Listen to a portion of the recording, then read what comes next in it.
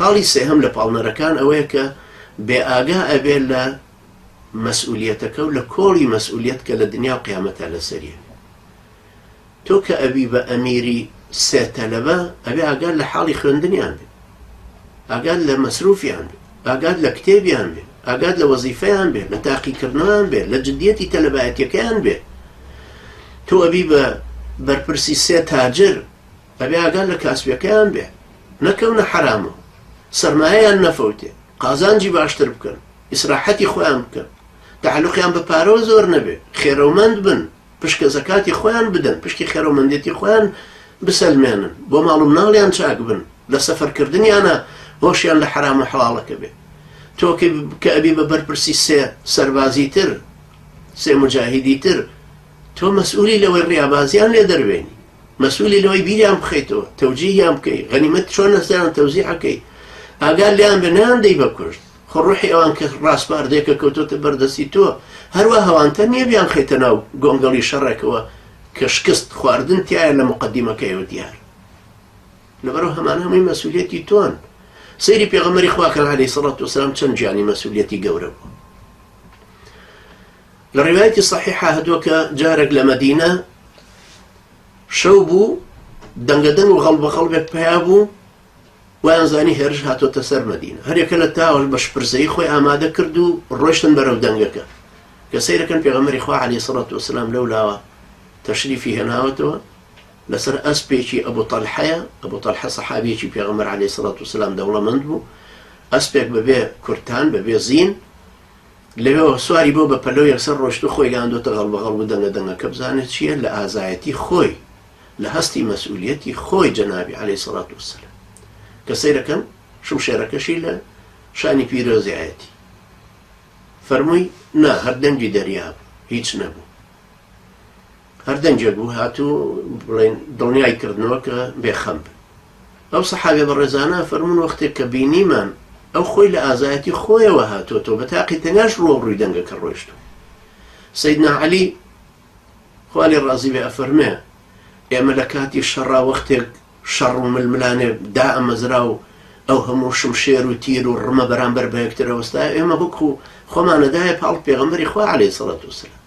ئەمە چێوە ئەفەرمێ عەلی کوڕی ئەبی تاڵیب، ئەم شۆڕە سوارەی ئیسلام، ئەو ئەفەرمێ خۆمانەدایە بەر پێغەمبەری خوا عەلەیهی سەڵات وسەلام. ڕیوایەتەکان لەسەر ئەمانە زۆرن.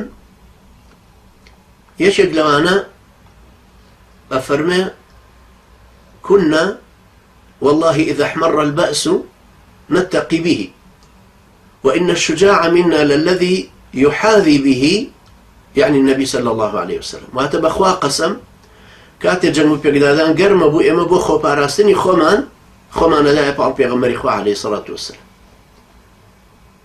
يعني أما هستي مسؤوليته بيغمري خوا عليه الصلاة والسلام سروري أمتك بوحي خوايا الرابر دڵنیایە لەوە کە هیچ شتێکی توش نابێ بە ئیرادەی خوای گەورە نەبێ.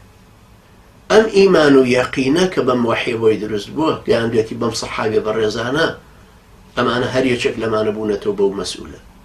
بێ ئەوەی یەکێ ببێ بە چۆ خادەم خۆی بێنێتە پێشەوە، ڕوویان تێ کردووە، هەموو هاتوون بۆ لای، ئەنجام مەسئولێتەکەی لێ قبوڵ کرد.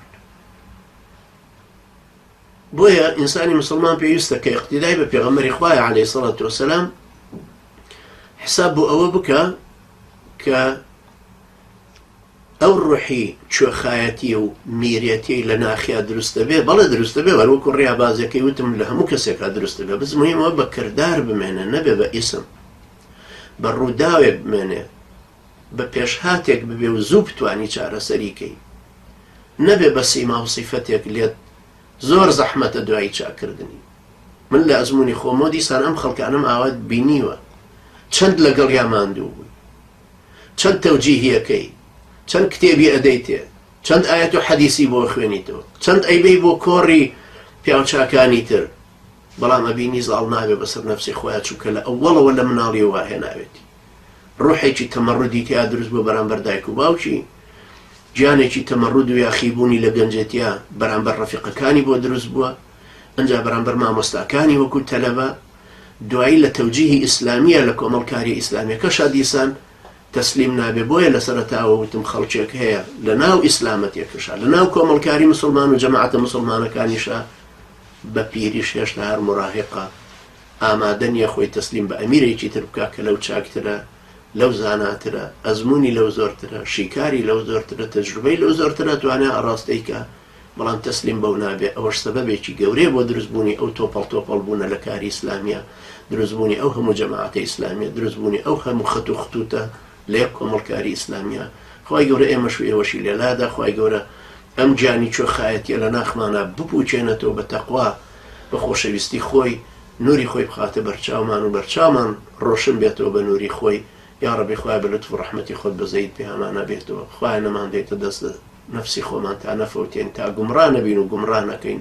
أقول قولي هذا واستغفر الله لي ولكم وجزاكم الله خيرا والسلام عليكم ورحمة الله وبركاته.